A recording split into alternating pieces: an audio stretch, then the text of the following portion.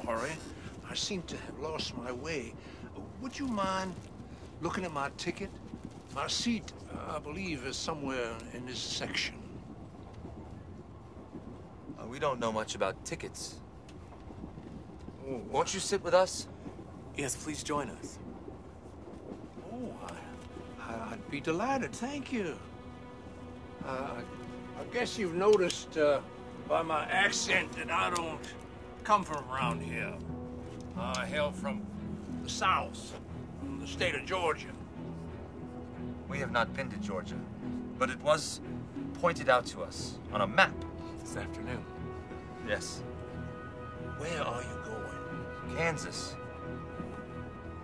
That's a flat state, considered to be without unique features. But I dare say it is subject to terrible tornadoes. Is that what Kansas is best known for? Tornadoes? I don't think you'd get any argument about that. However, Kansas is also very well known as being the home of Dorothy Gale and her little dog Toto. Then you know Dorothy. Everybody knows Dorothy. That's wonderful, because we really need to find her. I don't mean to be rude, but have you looked in the library? Library? What library? Any library. Dorothy is a friend of ours, so if you know where she is, please tell us. I think you will find her in almost any library. I'm afraid I've misspoken, because although it's true when I say I know Dorothy, it might have been more accurate to say that I know of her. Tickets. Please have your tickets ready. Please have your tickets ready. Oh, excuse me, sir. I'm not sure I'm seated in the right place. Close enough. I'm not sure if we're in the right place either. No problem. Thank you. Allow me to introduce myself. My name is Charles Samuel Williams.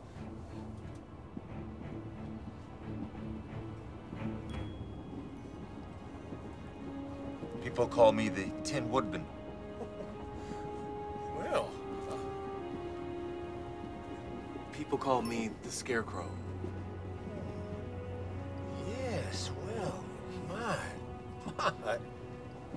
If I had known I was in the company of the Scarecrow and the Tin Woodman, I would have surely answered your questions a lot differently. As you may have observed, I'm blind. Nobody's perfect. For the longest time, I didn't have a brain. And I didn't have a heart. I consider it one of my greatest blessings as a young man that I learned to read. How did you do that? A system of raised dots on paper, known as Braille. I'm able to read by touch. Reading has allowed me to see things I otherwise never would have seen, to visit places I've never been to meet people I otherwise would never have met. Tell me, how are things in Oz these days? Terrible. There's no cooperation of any kind. People wake up in the morning thinking only of themselves, and then they go to bed at night scolding themselves for not having been more selfish during the day. No one seems to care. Even the best citizens of the Emerald City are asleep in the poppy fields. How distressing. I'm afraid, sir, if you could see, you would see that Oz is losing its color. I'm sure that many people would be greatly upset by what you've told me. I don't believe things can be well here if they're not truly well in Oz. That marvelous country of stately trees bursting with luscious fruits, banks of gorgeous flowers and birds of rare and brilliant plumage. Oh, yes, Oz is a very special place. I think you'd be surprised to learn how much Oz means to so many people. We had no idea before we made this trip. How could you? It is precisely because of Dorothy's experience in Oz that she was able to appreciate what really matters in life. I count myself as just one among many who have benefited from that girl's courage and insight. Perhaps you would help us. Yes, without question, as any well-meaning person would. Dorothy often spoke of an Aunt Em. And an Uncle Henry. This all happened many years ago that Dorothy lived with her Aunt Em and Uncle Henry.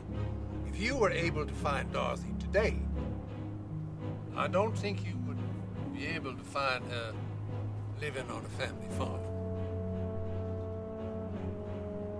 Where would she be?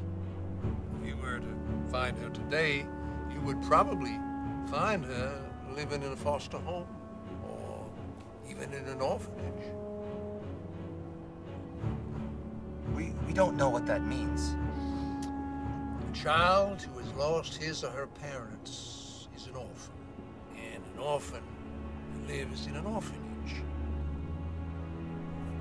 You understand that Dorothy only lived with Aunt Em and Uncle Henry because she was an orphan, don't you?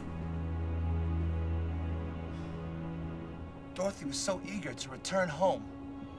I had no idea her life was so difficult. To be honest, I never thought about it. Dorothy was an orphan who discovered the true meaning of home. I understand what you were saying. It is most fortunate that we have met you. Imagine our luck meeting a wizard on a train. A wizard? I'm not a wizard. I'm nothing of the sort. But you know so much about people that you haven't met. There was a moment when you were talking about Oz that I was sure you had been there. No, I have never been to Oz. Where I have been is to the library. I know you because of a marvelous book. A book about Oz? Oh, yes. I've read it many times. That's why I'm familiar with your story. The Wonderful Wizard of Oz was written by a man who lived many years ago. His name was L. Frank Baum. How does the Wonderful Wizard of Oz end? It's a fair question. The story ends when Dorothy and her little dog Toto return to Kansas. It's been all downhill since, I assure you. I said it was a fair question, but I don't believe I've given you a fair answer, because a book is not written only once. A book is rewritten every time it is read. Characters live in the hearts of those who embrace them. That's why being familiar with the end of one story, no matter how popular or well-known, does not necessarily make us familiar with the end of other stories in which the characters we love, they live. It would be so much easier if there was only one ending. Many people feel that way. You see, I'm afraid there's something that's painful to admit. We're worried. Yes, we are. Worried about how things will work out in the end. You're afraid you will fail to accomplish your mission. Yes. We can't shake the feeling that our failure could somehow hurt Dorothy. If I think about this too much, I wonder about what we are doing or why we're here. I don't believe you would even be here right now if someone who loves you hadn't called you. How could that be? Well, perhaps you've been summoned to create a new ending to a story that otherwise might have been much more sad. You mentioned that we might find Dorothy in an orphanage. Where is it? There are many.